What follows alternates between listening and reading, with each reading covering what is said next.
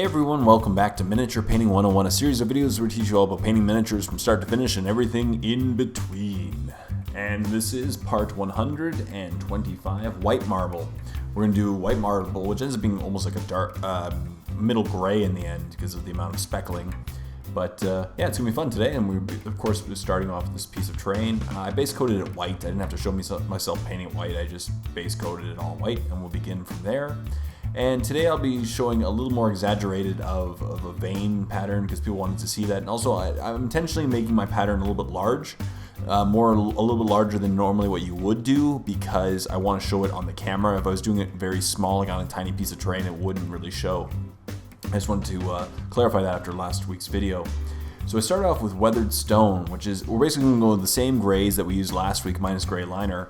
And we're going to go in the opposite direction because we're going from light to dark in this case, as opposed to last time where we're going from dark to light. So I started off with weathered stone, and I used my stipple brush. I'm going to switch to a round stippled brush later for the other times, just to save a little time. But basically I'm going to do the same thing that I did last week by starting with a light gray and work my way towards a dark gray, and just speckle random patterns, and essentially it will eventually amalgamate into a more marble technique by just, using a relatively stiff bristle brush, not that much paint on your brush. The key is to almost the same amount of paint as you would for dry brushing. And as you can see, I'm just going to stipple the piece of terrain just all over it. And as you can see now, the gray is quickly enveloping the white, and that's the key we want to do really. You just want to get at least about 2/3 of it covered in gray speckles essentially, and then with each step we're going to be going a little bit over the previous step and a little bit over the white areas.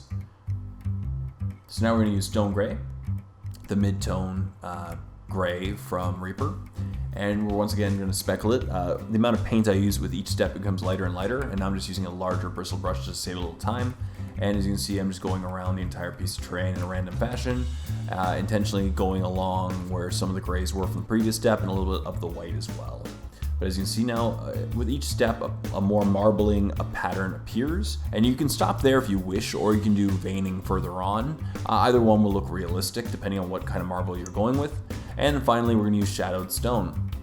So once again, marbling around the areas. You can also do intermediate steps between these two, but I find that the intermediates don't really matter in this particular case because we're going over a white background.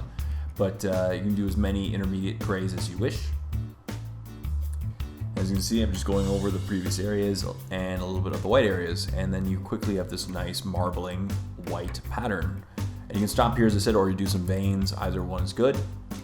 What I like to do afterwards is I like to take the base color, in this case it would be white scar, and I stipple around a lot of the gray areas, which will end up lightening them a little bit and more blending it towards the background. What we'll also do is it'll break up the pattern, so it won't be as solid of a gray. It'll actually have a bit of white dispersed into it, and that creates a more realistic marbling. As I said, you can stop here, and this looks really realistic for a marble effect, or we can go continue with veins, and either one is good. So here's what the piece looks like after I'm all done with the white. So now we're going to go back, and if you want to do veining, here's what I'd go back to the mid-tone gray, so in this case stone gray, and a very thin brush, and just start painting the veins going in the direction of the pattern that we created using our stippling brush.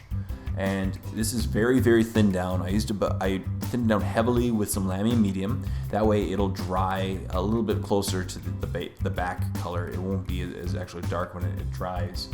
And I just went very lightly over the piece and created the veining. Now the second half especially, you see how light I was doing on the second half than what I'm doing right now. That's kind of what I was going for the first part, but I'm going to just lighten it just slightly on the left hand side as well. But as you can see, I'm just creating those veins in the directions of our pattern, and that's what we're going for, just the veins to go along the realistic pattern and just to map out the marble. And you can stop there, but I went one more step further, and with shadowed stone, once again thinning it down even more. Now Reaper paints are thin to begin with, but I heavily thinned it down with lamy medium and just darkened slightly some parts of these veins. And once again, it's up to you if you want to stop at the first step of veining or you want to go another step, just create a little bit of differentiation. It's up to you, but either way, it creates this marble effect quite nicely. As you can see now, it definitely is resembling marble. The veins are a little large for what you normally would do, but as I said, I'm exaggerating them intentionally so that you can see it, because if I was doing it on a small piece, it'd be harder to see the actual pattern that I was creating.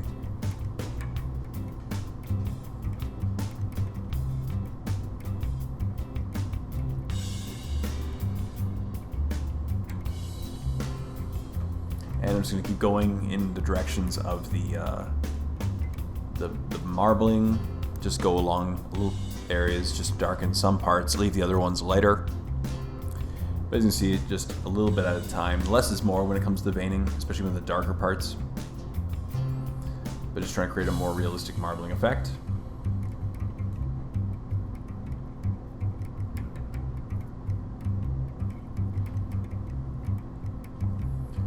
Just a little bit, very thin strokes, very light on your brush.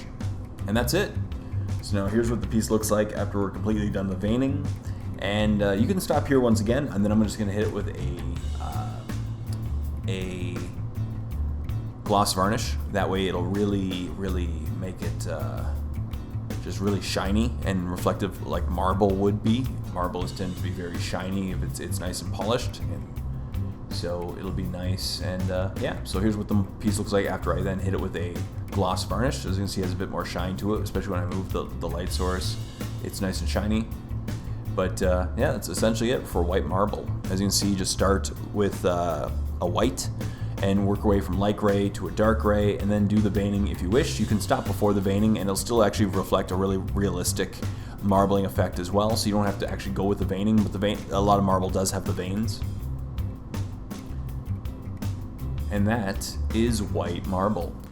So as always, thank you so much for watching this episode of Miniature Painting 101. Really hope you enjoyed it. Stay tuned for next week's episode, part 126, which is just around the corner. But if you don't want to wait for next week, check out The Warp. Click on the link below for a free 14-day trial to my premium YouTube channel, where not only get to see the next 6 months worth of Miniature Painting 101 episodes before anyone else, you get to see over 100 start-to-finish painting tutorials, dozens of battle reports, face-off episodes, an Airbrush 101 series, just some awesome wargaming content. Go ahead and check out The Warp. I think you'll love it. Stay tuned for more videos. Until next time, this is Jay saying, happy painting, everyone.